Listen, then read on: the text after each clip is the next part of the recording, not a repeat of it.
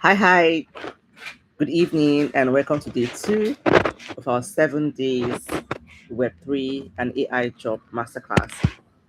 So, if you're here, say hi and leave a comment in the comment section. Can you pick comment in the comment section? I know for sure that you can hear me. So, today we're looking at the tech stack. We're looking at your tech 2026 tech stack and how you can be fluent with your technical skills, especially if you're someone that have non-technical, you're building a non-technical career.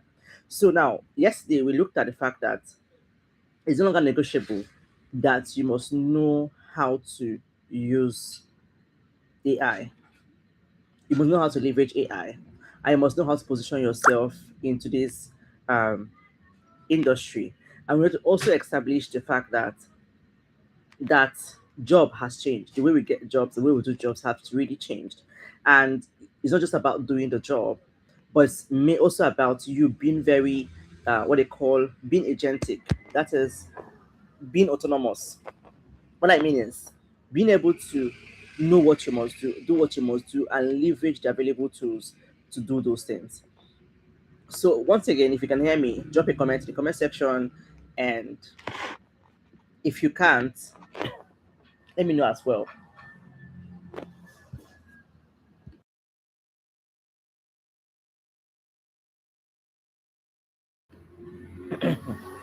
So now let's look at the job market again. So many people, or let's say the previous years, there was a lot of emphasis on your resume. In fact, I see a lot of people, even have like their printed resume ready. Some people, like, I even see some movies, Nigerian movies. So the workspace is not Nigerian movie where they ask you, so what did you study in school? Do you have your CV? You're not gonna bring it, and they're not give you a job. This is not how it is in today's time. This is not how it is in today's time. You cannot just in today's age, right? You can't just whip up a CV and that's it, right? Or just say, "Oh, you studied this in your school," and that's it. We all know the truth that oftentimes what will put food on your table might not necessarily be what you read in school, might not necessarily be the certificate you got from uni. Though I always tell people that education is a leverage. Education gives you an edge, gives you a learned and educated edge. So in this 2026, we've moved from resume, focus on resume, to focusing on skills. The hiring system now focuses on skills. And traditional job titles are even becoming less and less important. And have become more of like your ability. How can you manage tools? How can you use tools to produce results, right? Because we don't have tools like I said yesterday. We not have tools that can do the same thing that you do better, faster. So you are the human in the loop. So when people are recruiting these days, they want to know how many tools you can use. They want to know, okay, if I tell you to create a content now, how many are you going to leverage to do that faster, right? And now, excuse me, now we're looking at your depth of knowledge. Yesterday, too, I also mentioned about you being human in the loop means you not add your human context. It means that you need to know the fundamental of that your skill, the background, so that you are able to apply your depth of knowledge while using these tools. Remember, they are tools. I always use I like to use what's the name of that stuff? Photoshop, the one before it, Canva as an example. How we moved from, before Photoshop, there was one other tool people used, and then we now have Photoshop, and people used to think that Photoshop people, like, they're lazy, they're not very sharp. But whether we liked it or not, Photoshop came and took over.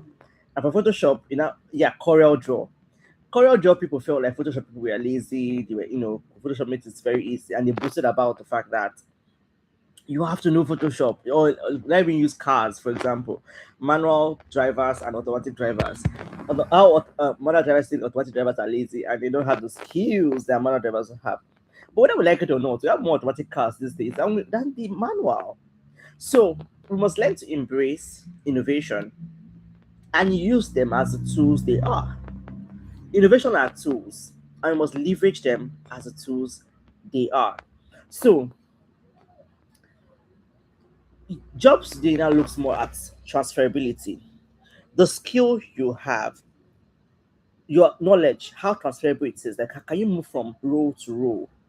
That means your ability to, be in touch with emerging tools is very important. That's another thing I mentioned yesterday about you being in tune and in touch with emerging tools.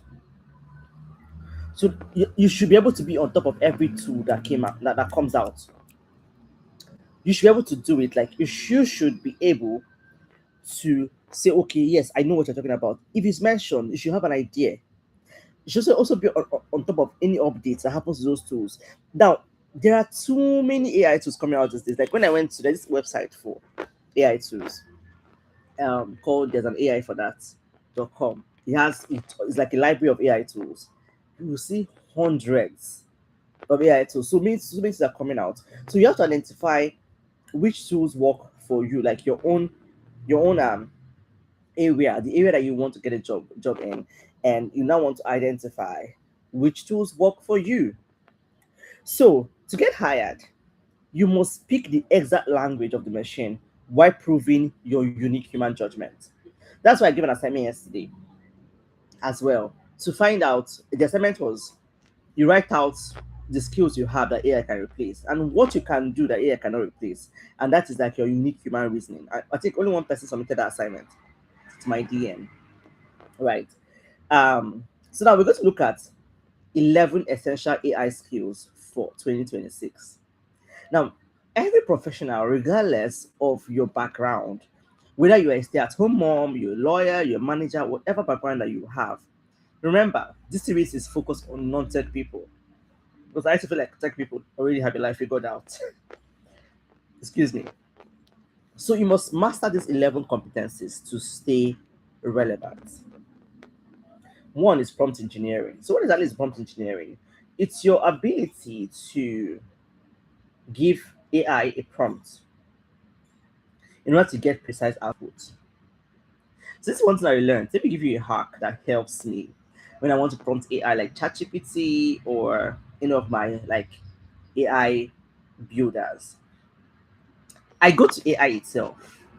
Let me even my AI movies. I have a YouTube channel where I release, I upload movies that I make with AI, short movies. You can check it out. Valucop Films, Valucop Films. So even my AI movies, right? One of that saves me time. This like I'm about to show you really helps me to get precise response. Because oftentimes AI can even hallucinate and give you something entirely different from what you asked it. So because you might not necessarily know how to phrase the prompt in order for AI to give you a result. So see, here's what I do. I go to AI, I go to ChatGPT, Gemini, or Claude, and I tell it, this is what I want to build. This is what I want to generate. Give me a prompt that will give me the result that I need. So AI will now take that my request and then give me a prompt that I will now give back so I can get the precise response that I want. Especially when I want to generate like video, an image, or whatnot, depending on what I want to generate. So prompt engineering is a skill, it's an ability, right? I see people on IG, X and all of those platforms, even on LinkedIn, they share their prompt guidelines and prompt books. Very good stuff, very good stuff, because your ability to your content to be less boring for people that are into video creation. You have to understand different things like how to prompt better, not to produce those things. Um there's a formula called co-star, which is context. You have to give the AI context.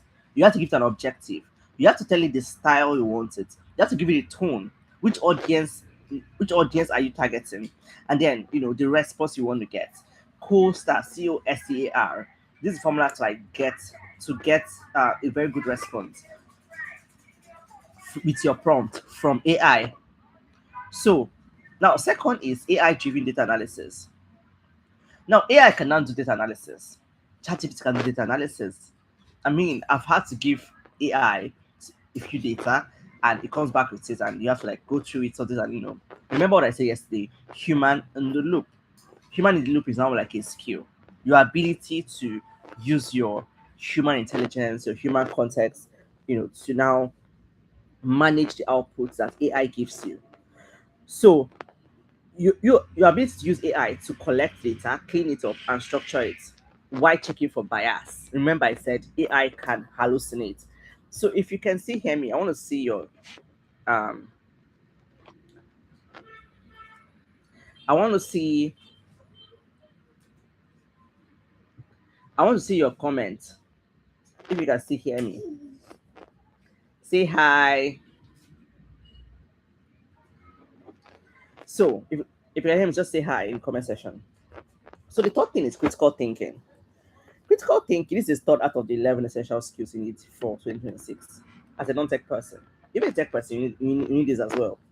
So critical thinking, your ability to add, to apply your human judgment to verify the results you get from AI in order to avoid hallucination, like I mentioned earlier. So next is your ability to connect multiple AI agents to perform complex multi-step business tasks. So you need to start putting your attention into AI agents. Start learning how AI agents work. And I'm going to release some videos on my other channel, Emerging with Victoria, on AI, right? So that because people need to learn how to use these things and how to navigate them and leverage them and access them. So you need to learn how to use multiple AI agents, multiple AI tools to achieve a business result, just like I said yesterday. The goal here is like the goal no sir. The goal here is achieving business results. Now, number 51 is your ability to understand how to build and optimize chatbots. That's understanding generative engine optimization. Can you, this is for the marketers now, your ability to make AI to recommend a product, your ability to make AI, sometimes when you ask AI who is the most popular person here, the AI will give you based on the data it has been trained with. So the fifth one is AI ethics and compliance, because everything needs to be regulated, right? If not, bad actors, bad actors will have a field day. Bad actors will have a field day if things are not regulated, like with policies and compliance and ethics and all of that. So you have to also understand the regulations guiding where you are and ensure that there is data protection, data privacy. Because sometimes you just hear that data have leaked. There's a data breach, and data has been leaked, and you can, like, if you might find yourself in a very tight spot if you don't understand AI ethics and compliance. So next is cybersecurity literacy. So now we are in an era whereby so many things is happening online. You need to learn how to protect yourself. Like in the past 2 years, I can't count how many times I was they tried to hack me. Really, like they tried to hack me through all manner of stuff, coming to offer me different opportunities, coming to offer me jobs, coming to offer me speaking opportunities. And if you're not aware of these um, security threats, you might be in danger of them. So the more you are using these tools, the more you're exploring them, the more you are online, you need to be aware of cybersecurity threats. So you can also use AI to identify threats, and you can also defend against AI launch threats. When I learned that, viruses, several years ago when I was in school, when I was an undergraduate, I found out that viruses, people make viruses for laptops, and then people make antiviruses, and all of them are businesses. So you're learning how to, remove the viruses that somebody created, and they can use it to launch an attack on your laptop and see your data. I've lost funds, right, because of wallet hack, and all of these things are now in the era of AI. You have to learn how to use AI to protect yourself um from threats. and also know how to protect against the AI threats. So now, another thing that you need to know is machine learning, understanding how models learn from data in order to help to collaborate with it better, right? Different models are coming out every day. See, understanding why this model is different from that model. All right. For example, now ChatGPT, Gemini, all of them, the different this thing. So like you're going to really sometimes you might not need all of this, just basic information that you need that can make a difference in your knowledge. So another one is how to use what they call in this case now multimodal modeling, or um, same way that we have multimedia. Multimedia is image, video, audio, right? So in this case also you need to know how to use text, image, audio, AI generating platforms. For example, now when I was making my video, my movie, my latest movie that it came out on Sunday. Like I said, you can check my Valucop Films channel to see it. So I used an audio AI to generate what audio I needed. I used image AI to generate the image I needed. I used video AI to generate the video I needed. So I ended up using it's multimodal. So you have to know how to use all of those things to generate to coordinate and use it. Now, the tenth one is programming and coding basics. So people like say this not catch me. So I'm someone that don't like I don't like coding, right? But in the end, the things you need are sometimes not necessarily what you like to do or use. Doing my MBA, at some point we had to do accounting. We had to do accounting, and I don't like accounting. I don't like numbers for anything. But I had to go through it. I had to go through that and really prayed not to mess it up. Thank God that semester is over and I passed that stage. Thank God without failing the course. Um, so we need to start looking into programming and coding basics. This is where we now see things like Python and SQL. Data people will understand Python. Data people will understand Python a lot when it comes to Python and SQL, right? So now, the most important skill here out of all this 11 is continuous learning. You can't learn it once and learn it all. No, you can't. You have to keep pace with all these tools and evolve. Like you have to evolve on a weekly, daily basis. That means so now another thing I'm going to avoid in this era of things evolving so fast, innovating so fast. One thing to avoid is burnout or um over flooding of information. Because trust me, if I feel like sometimes I feel like I'm almost there, where I'm overflooded with lots of information, and it can too much information can cripple your ability to do something because you wouldn't even know what to start from. Start sorting out the data, the information in order for you to do what you need to do. So, but then, regardless, why you protect your energy from burning out, why you protect yourself, you need to keep pace with AI tools and evolve on a weekly cycle. Evolve as this is evolve because your job depends on it. That is why when you pick the skill you want to get a job with, when you pick the skill you want to get a job with, right? the what you can do for yourself is to learn the AI skills, the AI agents around that your skill. If you're into marketing now, what are the AI tools, AI agents that are around marketing? Customer service, um, project management, product management. What are the AI tools around that skill? That's where you can start from. You cannot keep track with all AI tools. It's not even possible. Like I said, if you go to there's an AI for that website, you will see that there are just too many. There are just too many. You might not be able to keep track of all of them. So now the third thing is I'm going to guide you through how to create prompts that gives you accurate results. And we're going to look at the CoStar framework. The CoStar framework is COSTAR.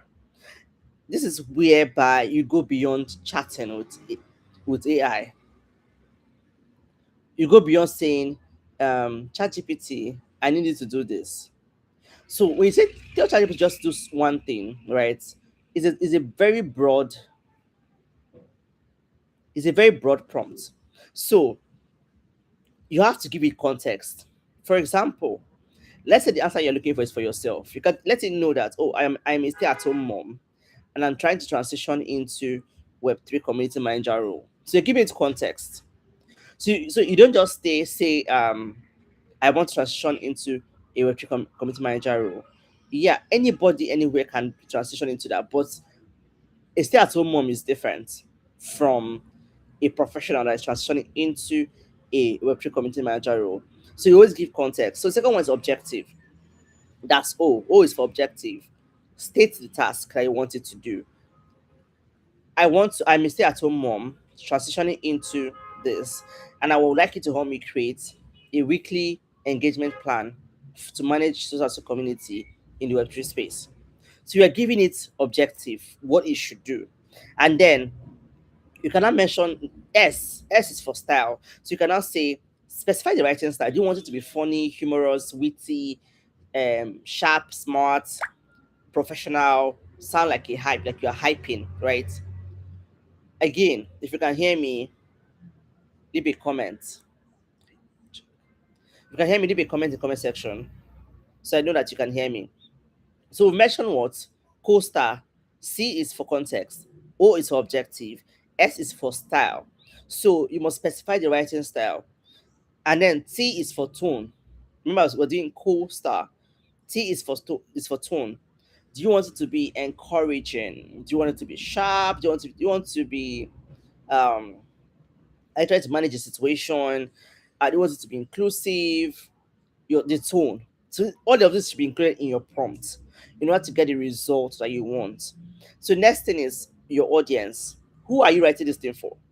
Because the way you manage a community that is based in Asia won't be the same that you manage a community that's based in Europe or even in Nigerian community, right? So you can now tell it to give you a response. You want it to be um, put in a table form or whatnot. So we say co-star. C is for what? C is for context. O is for objective.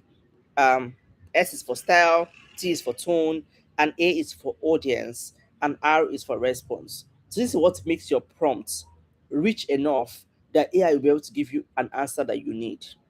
So don't just say, I want to create a content calendar. So I want to create a content calendar for gamers for a project that is focused on this, for a DeFi project. Just make sure you give it as much information as possible without necessarily giving it a specific project data. Um, so now we're going to look at the non-tech part. You're being how will I put it now? Remember we're looking at non-technical people like me now that don't code, right? So you don't need to be an engineer. You don't need to be technical for you to understand the basics. One of the things I've always emphasized in my classes is that to be a native of something, like say crypto native, web native, or tech native, or AI native, you just need to understand the basics, the background. Like, if they ask you why AI now, you should be able to answer it. Why web? Excuse me. What is Web3? You should be able to answer it. What is the difference between blockchain, Web3, crypto? You should be able to answer it. So, the basics, the whys, the whys of the industry, you should know it. That's what makes you native in the first place. That's what forms the foundation of whatever it is that you're learning or the skill you're building in that industry. So just like AI now, if you're building a career in AI, you are different from someone that's just consuming content. You are very different from people that consuming content because people that consume content don't care about the history of AI. They don't care about where's AI coming from. They don't even care about the behind the scenes. But you that is building a career, you have to care about why is Web3 here? What exactly is Web3? you have to be able to define it. You have to then be able to then find out how it fits into your career. Because if you don't know the base, like the foundation, mm, your work might be hard. And you might not be able to, like, just like a writer that doesn't do research. How are you going to write what you want to write? So you need to even understand the foundation. Like, you want to write about gamers now, and let's say you want to write about video gamers, and you don't read a lot of information about video gamers to even understand how to communicate your content. You end up right at the top of your head, and you might not even be rich enough to pass the knowledge that you want to pass. So if you can still hear me again, say hi in the comment section and let me know that you can hear me. So you need to understand key words, key concepts of that industry, right? So that when you see those words, you might not be able to give like a professional explanation of those words. You might not be able to do, oh great, Solomon, nice seeing, nice. Thank you for letting me know you can hear me. So you might not be able to know the big, deep explanation of that industry. For example, now you might not even know how data engineer, like if they ask a data engineer to explain AI, the way they go about it will be different. But at least you should be able to explain artificial intelligence, like why is it here? What does it exactly do in a general sense of it? So next thing is we're going to look at skill mapping and how you can transition, right? I mentioned this thing yesterday. So if you missed yesterday's session, you can make a reference to yesterday's session. Um, is the video right before this one. So yesterday's session, I talked about some skills, some roles, and how they can transition into this current tech space. Because you might be coming from a traditional role, you know.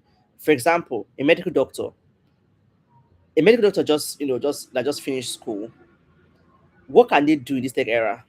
There's so many things they can do, right? They can create medical content. Look at what a medical doctor have been doing for years, right? He's a medical doctor, but he creates content. He's a content creator. You can also call him a content creator, but he's focused on the medical aspect of it. So I'm wondering, a medical doctor, right? We have lawyers too. So if you're from the professional space, there's something that you can do in the tech space, in the Web3 space, in the AI space. There's a niche for you. So, for example, let's look at a lawyer. A lawyer, a lawyer. You wonder what is the lawyer doing in Web3 or doing in AI or doing in tech space? A lot. Remember, I mentioned earlier compliance, right? I mentioned about understanding policies and all of those things around AI, staying literate in those things, very important because there's so many things about the law that you don't know, and if you don't know those things, you might implicate yourself, right? So a lawyer that wants to transition into AI, into tech, into Web3 will and should learn how does this industry stay compliant. What does compliance mean for Web3? For example, now there are so many opportunities. Let me use for example now. So many projects have communities in Nigeria. So many Web3 projects have communities in Nigeria. And the regulation that is backing crypto, I think it was updated as last year. As of last year, it was updated. And these people might not have an idea or have an in-depth knowledge of this regulation. So this is where the lawyer comes in. The lawyer comes in to help them stay compliant to this law. Because if they are not fully aware of the nitty-gritty of the law and they fall short of it, they will pay heavily for it. So as a lawyer who wants to work in the AI tech Web3 space is to now learn how does these companies how can they stay compliant to the regulations of Nigeria. Now, same thing for other parts of the world. We're talking about Asia, Europe, America. Each country, each part of the world, they have their own regulations, and lawyers help them stay compliant. So, um, you can be a compliance person for these Web3 companies, even for AI self. You can even help them. You can help projects, companies to stay ethical, stay ethical to the regulations, right? Now we have like customer service, people that already do admin roles in companies. You can learn how to be an operation person in AI. Remember what I said? There are things that you normally do that AI cannot do as you do them. So the difference between you and the AI now is not the human in the loop. Your ability to now use multiple AI at the same time. Even now in the era of AI agents, AI that can execute by themselves, right? You don't have to now learn how to now manage. You're not the best, like you're not like a manager of all these AI tools. So, customer service person. So, what do you look into? You transition into being an operation person, someone who the human in the loop of all these processes. So you can manage AI agents. You can become the human in the loop. It's as simple as that. If you're a teacher or an educator and you want to transfer into tech, into AI, into Web3, what do? You can be you can start creating content around. You can be a content creator really. Start because you're already good at teaching. So what do you now teach now? You now help people to get in tune or get in touch with these products better, faster. Because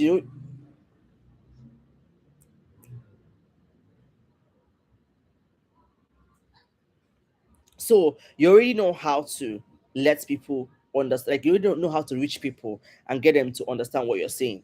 So you can even build communities, you can be like a coach, you can be someone that can hold people through processes. So you can translate technical context into simpler ways because you are a teacher and that's like your superpower. So now let's say you're into marketing, right? You're into sales and marketing. What can you do? There's many things you can do here. Product marketing, growth marketing. Um, that is, you can help your project go to market. Someone that built their product now and they want people to start using it. You can come up with strategies that can help them to gain users and grow and scale. So that's product marketing and growth marketing. So you can analyze the data, you can look into the customer behavior, user behavior, and help them to scale their user growth and acquire users. So now, I don't know if you have a question, right? If you have a question, you can drop in the comment section. Drop your questions in the comment section, and I'll attend to it right here, right now. Because today, what do we look at today? Today the we looked at the 2026 skill stack and how um, how you can thrive in this skill first economy. That's what we looked at today. So now, yesterday's assignment. So if you haven't done yesterday's assignment, please go back to the video, watch it, do the assignment, and send it to my DM.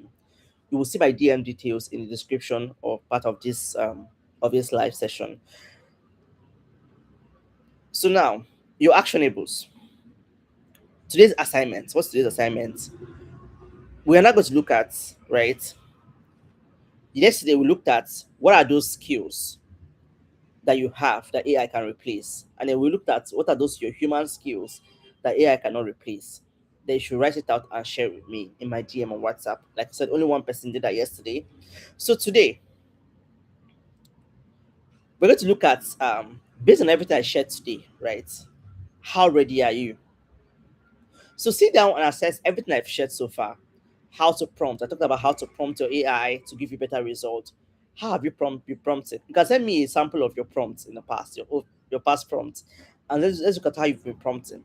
Because prompt is very important when you are using generative AI. Remember, there are different kinds of AI. Generative AI is just one type of AI, and we have agentic AI and other kinds of AI. So, can you say that you are on zero experience? That's a zero. One, you have basic understanding. Two, you can do things independently, you're competent. Three, you have advanced that can do efficiently and also help other people. Four, you're now an expert. You can train other people. So which of this? So now look at the goal here is to be very truthful to yourself. What do you think are your gaps? Based on everything I've shared today, what do you think are your gaps right now with using AI, with Web3? What are your gaps and share it with me. I had a call last month and this month with a few people on their plans, their career plans for the year, and I was able to help them to get started on some things, right? So these are some for some people, I was able to tell them to see some gaps and how they can fill it up. So now, because the goal is, if you know the gap that you have, you can start learning about it instead of waiting for jobs. You can use the waiting time to learn, and it doesn't feel like you wasted your time. It feel like you a very good use of your time. Now we can build a prompt library, but I already gave you a hack, right? I gave you a hack in this. This is the second as part of the assignment. I gave you a hack on how to do your prompts, and that hack, I'm going to repeat that hack again. The hack is, if you want to prompt, let's say you want to ask ChatGPT something, don't just ask it, do this for me. It's a very saying do this for me is very broad. Rather, you can tell ChatGPT, Gemini, or whichever AI you're using, that you want to generate this so and so stuff, that it should give you a prompt. It should give you a prompt that will help you to get the exact result you're looking for. So now, ChatGPT or any of the GPTs will not give you a prompt that you cannot put back inside it. So it cannot give you the actual result. Do you get? Oh, okay. Great, Solomon. So ChatGPT will not give you a prompt that will help you to get a better result. So um, now we're going to look at the human in the loop content, because AI cannot generate average content. AI can generate average content. So, what's the difference between your AI content and the human in the loop content? So, you're going to look at how do you humanify your AI content, because if you already use AI, you can recognize some AI. There's a movie I was watching. There was a movie I was watching on YouTube. I just realized that the script, like everything they were saying was just sounding AI, like AI. Like the script was generated with AI. I mean, the responses were so, I was like, this has to be AI. So, I know it's supposed to be so, right? You can generate content with AI, which is average, and then you now use your human reasoning to edit it. So today's assignment is what? Based on everything I've said so far, where are you on your knowledge of Web3 and AI? And let me know. Everything I've said today, did you know it before? How have you handled it? Send me a screenshot of your prompts, your past prompts, and what it looks like. And share with me the frustrations of using AI. So now, we are in 2026, and your biggest skill, your biggest ability in 2026 is your humanity.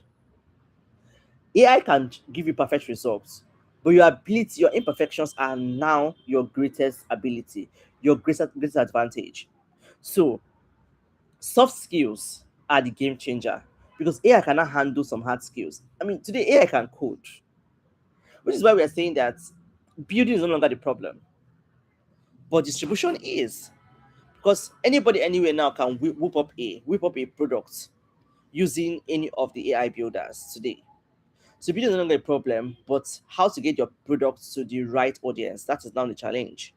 So, and in this 2026 time now, soft skills are your ability to adapt, because some people don't know how to adapt. Some people can complain. Some people don't know how to be agentic. Like what I mean by agentic is your ability to lead yourself, your ability to take initiatives and take, in your workplace.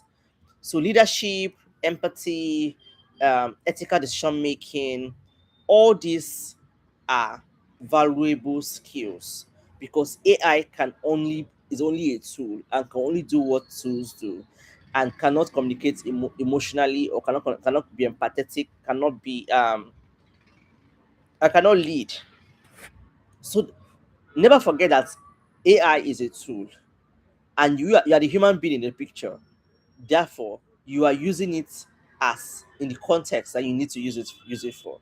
So at this point, if you have any question, please ask it. Shoot your questions. And so remember, we're having a 7 days series. It's a 7 days series. Over the session tomorrow, another one on Friday, another one Monday next week, Tuesday and Wednesday.